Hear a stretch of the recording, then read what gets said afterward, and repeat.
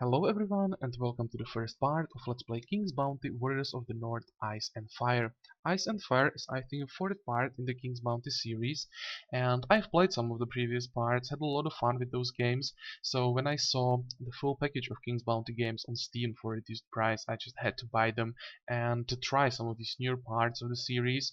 I've played Warriors of the North for a while off camera and I really enjoyed it, so I've decided that I will play the game on camera and we'll go through the story together, but we are not gonna really start the game in this part yet. This will be more like an introduction of the game. We will talk a bit about what King's Bounty is for the type of game. We'll create our hero. We'll also go through through some of the first dialogues in the game where we'll uncover the start of the story, and we'll get into the actual game in the next part. We'll start the first combat, things like that in the next part. But yeah, let's start with the introduction of the game. So what is actually King's Bounty? Well, King's Bounty is a mixture of RPG and turn-based strategy. From the RPG part, we'll have our hero who will be getting experience, leveling up, getting new skills, getting new items, and from the turn-based strategy will be, or all the combat in the game will be on a battle map with a hex grid where we have our units on one side, opponent's units on the other side, and it's quite similar to, for example, games like Heroes of Might and Magic. Just in this game there is a crazy amount of units available to the player, and for the AI there is even more units. There are some units that are not available to us but can be used for the opponent's armies. So the variety of the game is huge, and each unit has a lot of special abilities, either passive or active. So there is some really big amount of viable strategies you can use. You can use a lot of different builds for your armies, and definitely the game is really entertaining, and this is a huge part of that you can experiment, and you can play even multiple times, and every time is different army, different approach, and always you should be able to go through the game and be successful even though you'll be using a completely different approach. So that's the game, and I think now we can get to our hero. So we will get a new game, and here we will choose the class for our hero. Before we do that, I should probably say that in this part of the series we'll move to the north, to the far north, to the land of the Vikings. So we'll be playing as a second son of a Viking, of a king of a Viking village, and all the whole atmosphere of the game will be significantly affected by the Viking mythology. Uh, as you can see, names of the classes are inspired also by Viking, let's say, names. We have three options: either Viking, Skald, or Soothsayer. Viking is warrior like build. Skald is some kind of commander build. You can get most units as Skald, and Soothsayer is a mage. So when we say it like this, it's pretty clear how everything will work, but we'll go at least through the description for each class, so you know how they are supposed to work specifically in this game. So Vikings trust not in the number of troops, but in their strength, and most of all in their rage abilities and the aid of the Valkyries. The Viking is a master of combat, and his attack and defense increase more quickly than the Skald and Soothsayer. The rage and skill of the Viking enable him and his troops to deal great damage to the enemy at the minimum loss of his own forces. Despite the fact that his troops are not as numerous as those of Skald, this class boasts two unique skills: Steadfast Norse and Absolute Rage. So you can see that this heavily depends on the strength of the actual hero, and he boosts his or base stats of his troops. So the strategy often with the Viking is probably, you know, just get some troops that are strong in melee, run forward and kill everything before it can do too much damage to you. I often choose classes like this. I like the warrior type of heroes, but in this case I've decided I will choose something else. I will choose Skald because I really like to play with a lot of heroes. I mean a lot of units on maps, and that's the best build to do that. So let's read the description. The Skald is first and foremost an experienced military leader and is very effective in commanding vast armies. Where the Viking excels in might and rage, the Skald relies on numbers and the great fighting spirit of his troops. The Skald has the unique ability to inspire his troops before battle by reciting Ida, legendary songs of the Viking sagas. After the battle, his fallen soldiers may be returned to life by the blessing of the northern gods by virtue of his unique ability, Warriors of Valhalla. The Skald gains leadership faster than the other classes, and in battle he uses magic to benefit his troops and heal and resurrect fallen warriors. The Skald can learn mind skills without great difficulty. So not only we'll have a lot of soldiers, but it seems we'll have access to some decent magic to support our troops. So that looks like a good choice for the approach I usually have in these games. But let's at least check the soothsayer and read the description so we know what's the last option. Soothsayers prefer the wisdom and knowledge to brute force, and are true experts in runic magic. Soothsayers cannot command vast armies, but make up for this lack with enhanced skills in magic. Only soothsayers can master the skills higher magic and alchemy. The variety of spells and skills at their disposal allows the soothsayer to choose the most appropriate tactics for each battle. Whether this involves sending an army of summoned creatures into battle, strengthening his own forces, and to weakening the enemy or destroying the enemy with powerful offensive magic. Uh, I'm not the kind of player who would like to play mages. Usually that's the last choice for me. So even though this seems like you still have a lot of options to go as kind of like commander mage, as a summoner, and play with units a lot, it's still Skald is closer to me, so I'll go with that. And because I rarely play any games on any difficulty other than the highest. We'll go with impossible. I hope that this is not gonna bite me in the ass later in the game. And we'll see how everything will work. You can see the effects of this. Enemies will be significantly stronger, and we will get less of everything. But I've played the previous part on this difficulty, and I managed to go through those. And in the first part, in King's Bounty: The Legend, I even managed to go through impossible without losing a single unit throughout the whole game. So I hope we'll be able to play the game on this difficulty here as well, although I don't think that I will even try to go after something like victory without losses. I haven't played the game for a long time, so I think there will be quite a few mistakes I'll make on battle map. So let's just try to get through the game somehow and get to the end. Here we can choose our name, or actually our name is given. We are called Olaf. We can just change our nickname, and I think I'll just stick to the Tailweaver, to the preset. I kinda like it, so why not? And one more thing we can do, we can choose our emblem, and there are some quite nice ones, but I really like this one. I usually choose this one. Maybe I can scroll through the rest. There is something new I haven't seen yet. No, we are back those we have seen already. So I will stick to this. I really like the snake on the shield behind with all these pointy thingies around the side.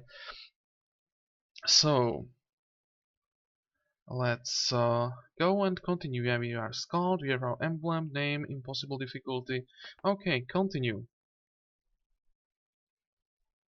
Hopefully this is not gonna take too long. with fraps. Yeah, it doesn't seem like that. And here we can see our first island where we will start. That was the village where we will start, where our father rules. And I already see some problems with the water. I've seen this glitch with the water graphics. You can see it in the distance during these cinematics, but in the game it actually works fine. So hopefully it won't be a problem while recording. And here we are in the game, and let's go at least through the start of the story so we know what's gonna be happening from the start of the game. So, hey there, weakling. Heard the news? Father is looking for a strong warrior to lead the troops against the undead. And I suppose you volunteered? I would have volunteered, but I am the future king, and our people depend on me. I can't place my life at such risk. Besides, I've already done my share of daring exploits, while you were still playing with your toy soldiers. Don't be so smug, Eric. Someone else might defeat the undead and become king in your stead. Think about it. So, the day has not started well. You met your elder brother Eric, who still flaunts the fact that soon he will be king. In his usual sarcastic manner, he remarked that your father, Tormund the Fierce, is looking for a worthy warrior who will be able to stop the invasion of the undead. Here's your chance to claim some fame for yourself and earn the respect of the other men. Okay, the gods rejoice at your accomplishment and bestow a gift upon you. We'll get to that later when we see all our abilities what we get. So what we know so far is that we are a younger son of the ruler of this village, and apparently our older brother doesn't like us that much, but we'll prove to him that we are actually a lot stronger than he thinks. And like that we managed to get a quest, invasion of the undead, so that will be the theme for the first island where we start. And we'll go to talk to our father about the invasion and get some more, details about what's going on. So here we are in the castle of our father. Greetings, Olaf. What brings you here? Have you heard that I'm looking for brave warriors? Greetings, father. Yes, Eric said. Aye, by your face I can see that he has been picking on you again. But what can I do? Put him in corner? You are both fully grown now. No, you'll have to deal with him yourself. As you know, a sword grows stronger the harder the blacksmith works it. Accept these taunts from your brother as blows from the hammer. Learn to tolerate them and you will become a stronger sword. But Eric has been saying that he will be the next king after you. It would be so much better if I became king instead. So that's it. Olaf, being king means much more than being the son of a king. You must also earn the respect of the soldiers. Eric has proven himself worthy, but I'll give you a chance to shine. Nordlic has been struck by a terrible attack. The walking dead are appearing in increasing numbers arising from their tombs, even in the light of day. Go speak to the soothsayer. Old Runolf knows much of the undead, and may be able to suggest how you might deal with them. Very well, father. I'll be back soon. Hold on, son. Take this amulet. This amulet has been passed down in our family for many years. I got it from my father and he received it from his, and so on. Well, you understand. I was going to give the amulet to Eric as my eldest son and heir, but now, after all your labors, I do not hesitate to pass it to you. Keep it with honor and remember about all your ancestors who possessed it before you. It's named Rage of Valkyries. It allows to unleash your rage on the battlefield, but I don't know why it's named after celestial virgins. Thank you, father. I will wear it in memory of our ancestors. So, you managed to get this amulet. Your father gave you this amulet, which has been passed down through your family from father to son. This ancient magic amulet enables its wearer to direct his rage against the enemy on the battlefield. Wear it with pride and keep firm the honor of your ancestors. Rage of the Valkyries amulet. So we'll see how this works when we get to the battle map. And before we leave the castle, we'll just check the first things we can see already. So what we have here, this is the inventory of our hero, where we have some slots for gear. Here we have gear available. The only thing we have so far is celestial armor, which boosts our defense and attack. So let's grab this item, equip it. You can see that this is a part of the set. If we manage to get the full set, we will get the extra 10% attack, defense, and intellect. But we will get to that much later in the game. It's really not easy to get full sets in the game, so that will have to wait. We also can see that every item has its race. That means obviously to which race it belongs, but it also affects um, how this item will actually perform when you fight specific armies.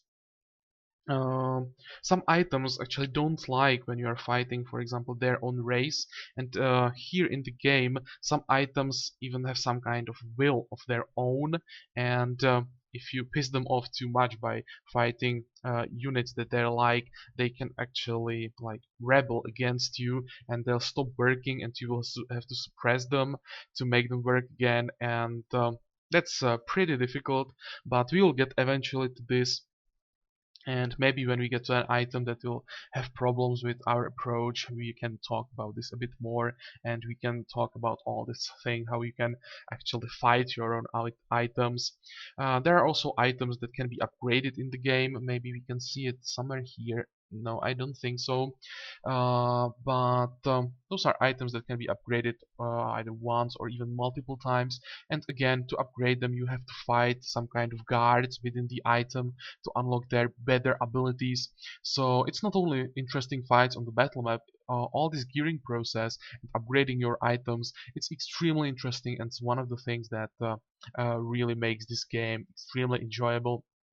But as I said, these fights are pretty tough, and it will take a while before we will be able to get to that. Let's actually check which items we have available here. We have only 1,000 gold, so we can't buy anything from this. I just want to see if there is anything you might want later. You probably want all of this: +3 to defense, attack, crit chance for slingers. It seems you'll be using slingers for a while. Maybe this is not a bad thing. And yeah, we may want to pick boots as well, why not. The defense or offense we get from these items directly affects attack and defense of our troops, so the more attack and defense we get, the higher stats our units on the battle map will be. So obviously we want to have as good gear as possible to make our soldiers as tough as possible. But early in the game we really have to pick anything we can, and same with troops, you'll just pick what we have available now. The amount of troops you can get depends on your leadership. Each unit, as we can check here for example, has some stats. Come on. Oh, what the hell? Okay, here it is. We'll maybe talk about this later, but all of this is pretty self-explanatory as you go through it. Attack, initiative, all the usual stuff that the units have in all turn-based strategies. But the interesting thing is the leadership. To be able to have one berserker, you need to have leadership of 60, and because we have leadership of 250, that means we can grab 4 of these guys. We will be getting more leadership throughout the game, so our army will grow more and more, and we have a room for 5 units in our army, plus 2 units in reserve, which we can swap with other units if we need a bit different setup of our army. And each of these stacks counts separately, so we can have berserkers up to 250 leadership, we can have slingers up to 250 leadership, and so on. And because each unit has different amount of leadership required, it means you'll have different numbers of each unit. Of course, the higher tier the unit is, the more leadership it requires. So for example, units like slingers, which are just a basic unit of level 1, you can have a lot of those, but they are quite weak compared to, for example, we don't have anything really strong here, but let's say those berserkers who are level 3 units, and you can see that they require 3 times more leadership.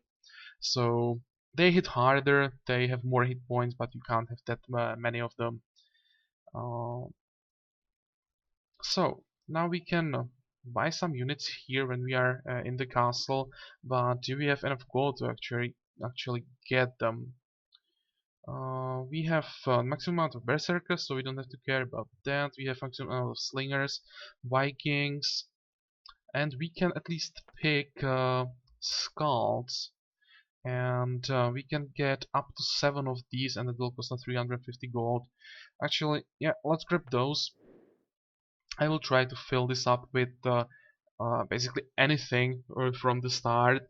But as we progress further, I'll more and more look into details and try to make our units work well together, support each other. But here, yeah, for a while we are not gonna have that many options, so let's stick to whatever we have. Okay, so that was our castle. And maybe before we end this part, you'll go through all these options we have down uh, in this control panel, so we know how all these things work, at least basics. So we know that this is our gold. We are gonna buy units or items for it. Next is rage. Rage we really can't use much on the world map. We'll be using this on battle map, and every time we hit opponent or we get hit by an opponent, we will get a bit of rage, and rage is one of the resources we'll use to actually uh, be able to do something with our hero during the combat. Our hero will have a set of abilities available to him, and each of these abilities costs some amount of rage. So the more rage you'll get, the better abilities, stronger abilities you'll be able to use, and you'll see how this works on the battle map. I think for the basic explanation, this is more than enough. Mana, uh, we not only have abilities that require rage, we also have spells that require mana. So the usual thing, and as in every game where you have magic, you have spells. Each spell requires some mana. You have mana that slowly replenishes either during a combat or on the world map. Depends on which skills you pick, and yep, use mana for your spells. If you run out of mana, you can't cast more spells. As Skald, we will probably need some mana, but you'll see how important that will actually be. There is one more resource we can't see yet, uh, and that resource are gems, but maybe we'll see those when we get to our spell book. And when I say gems, I meant crystals, yeah, and you can see that there is a description, so we will wait with the description of crystals when we get to spells. We have seen our units work, that we have some reserve here we'll use later. A level of our hero, this is the experience bar we need to get to higher level. Here's our leadership, and we can also open the screen of our hero. Here we can see again some of these things we have already seen, leaderships, level, and so on. Here are our stats. Attack, defense, intellect. You can pause the video and read the description of these skills, how they affect our soldiers, and what they basically do. I'm not gonna read all of this because that would take far too long. We have gold, rage, and mana here. We have seen that already. Here's our inventory. This is also our inventory where we have items we don't have equipped yet. Here's our army, and also we don't have only these like basic things you can see in every let's say RPG game, but we also have some specific things like awards, where when we uh, finish something specific, we get a bonus to one of our skills. Let's say, for example, this Grand Strategian. It means when we win 20 fights without losing a unit, we'll get this Grand Strategian medal, and that will give us plus 100 leadership, which will increase the size of our army. And as you can see, there is a ton of these things, and quite often it's actually important to pursue some of these awards, because it will make your life much easier, and it can affect some of the fights quite significantly. So I will go through all of these off camera. I've already read all of it, but I will think about it again, and from the start to the next part. I'll probably talk about some of these I will pursue. I should definitely go at least after the Grand Strategy. I know that right from the start. Extra leadership is really important, and we should try to win as many fights without losses as possible. And it's not only plus 100 leadership. When you get 20 fights without losses, you get only the first rank of this medal. Then you can win, I think it will be 50 fights without losses. Then you get the second rank of this medal, and it will give you even more leadership. So it doesn't mean when you do it once you are done and you can ignore it. You can still keep working on this, and the latest or highest medals require a lot of effort to get, but are really rewarding. So there is a lot of things you can work on, and this further like randomizes the build you are using depending on what you choose. We also have some achievements here. So not only like Steam achievements, we can see these achievements here, but they are not that important because we are not getting any bonuses from that. Just usual achievements as in any game now. And the last thing here, these are our skill trees. We have three skill trees: might based, mind based, and magic based. As we level up and also as we work our way through the map, we'll be getting runes. Might runes, spirit runes, and magic runes.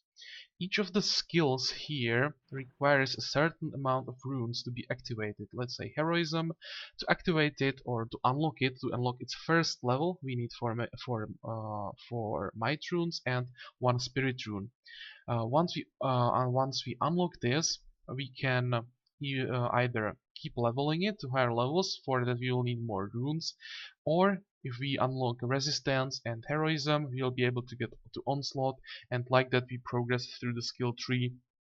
The further we want to get, the higher level of skills we want to get, the more runes we want, and depending on which skill tree we'll be going after, each of these skill trees is dependent on one rune specifically. Like if you want to go through the mind skill tree, you will need a lot of spirit runes. That's the main rune required for all of this. If you want to go through magic, you'll need a lot of the magic runes. You also need some other runes, but this is like the main rune you need for the specific skill tree. And because we are a Skald, it doesn't mean we can go only through the mind skill tree. We can go through everything. We can go for magic. We can go through might as well. It's just we are not gonna get might runes or magic runes that often, so it will be harder for us to unlock these abilities. So we will end up with abilities from the mind tree unlocked much faster than we will get down through the other trees.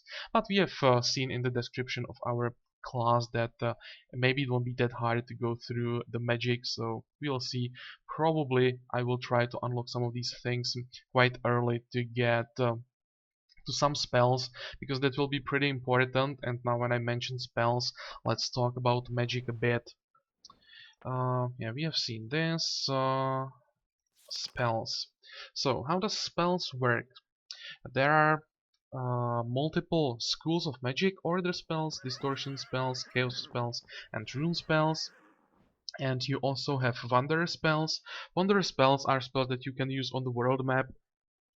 They give you some passive bonuses, and there is a large variety of spells in the game, so you can't describe it just simply. We'll see when you get them how they work. All these other school spells are for the battle map, and each of these schools of magic, let's call them like that, require a different skill you have to unlock in the skill tree. Here we can see order magic. We have to unlock this to be able to learn order spells, distortion magic, chaos magic, rune magic. So we will have to work our way through the skill tree to get to all those spells.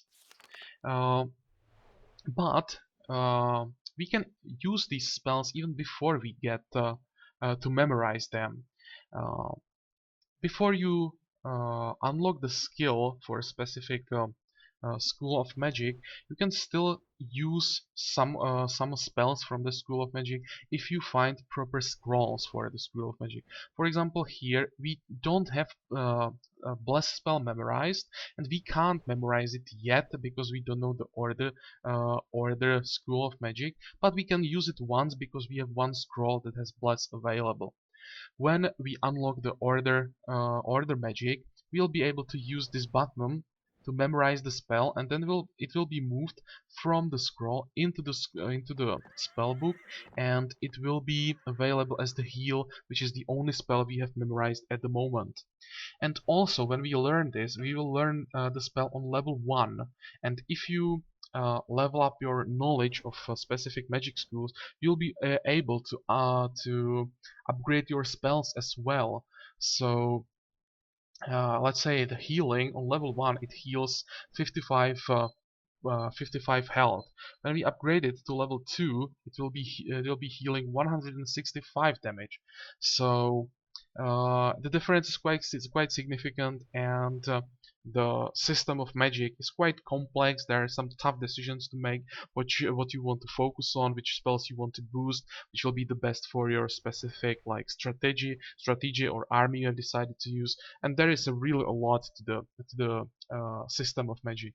And to be able to do all of this, there is one resource I haven't talked about yet, and that's these magic crystals. Everything you do with your spells, I mean, when we are talking about upgrading them or learning them, requires crystals. So if we want to learn, let's say, the bless, we'll have to pay 3 magic crystals for that.